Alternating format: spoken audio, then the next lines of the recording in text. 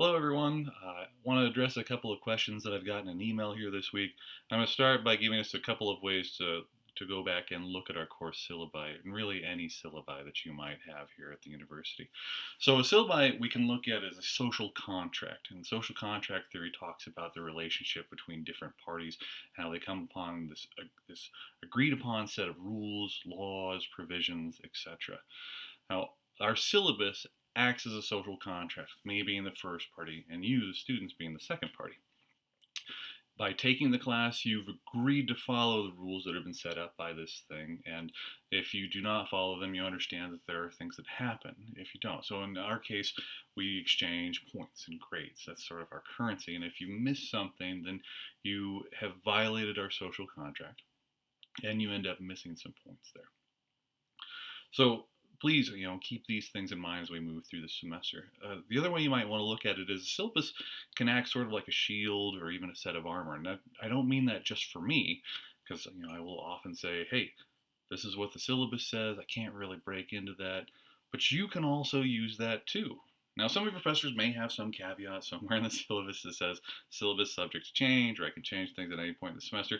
And I personally feel that's wrong to do unless everybody in the class agrees that something should be changed. So I don't have that in my syllabus, and if I change something at any point in time, I expect you to get angry about it and hold the syllabus up like your shield, like your armor, and say, Mr. A, you told us that this is how many points this is worth, and these are when these things are due, and you can't change that. So we do have this armor and this social contract between us that acts as this give and forth, back and take thing.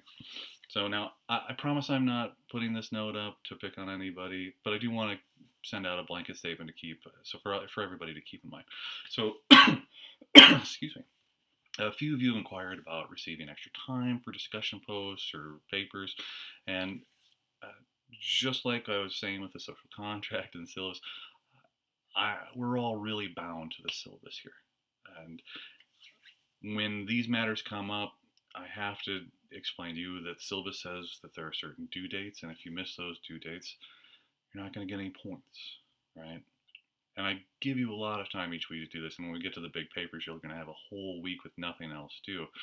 But to make any sort of change there, do understand it's not something I can do for one person, so it would have to be given to everybody in the class.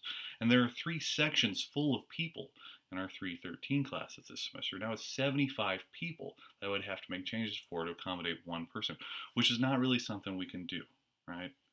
Now, with that said, extra time for homework and papers this semester can be granted, but you have to have a valid excuse, which states you were unable to complete work during a specific time frame.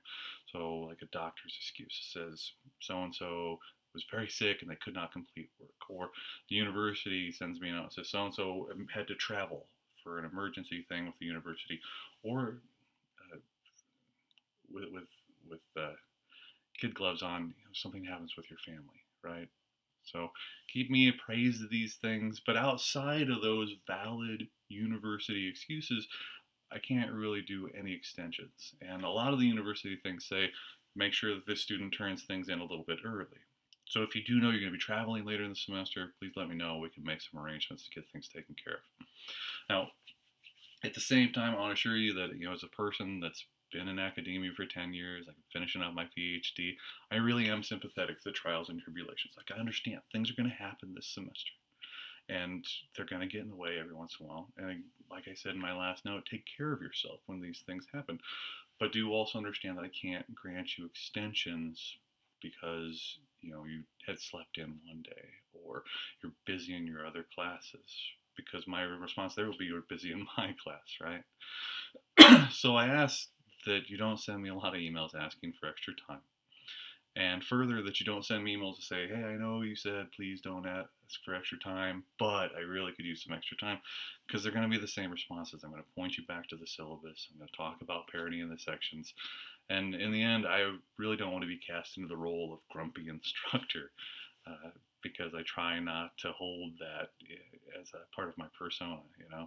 So anyways, let me know if you're struggling. We'll try and find out some way to get you up to speed, but keep up on your work and at least get something posted by due date so you can get a few points, and the rest will sort of work itself out here throughout the semester.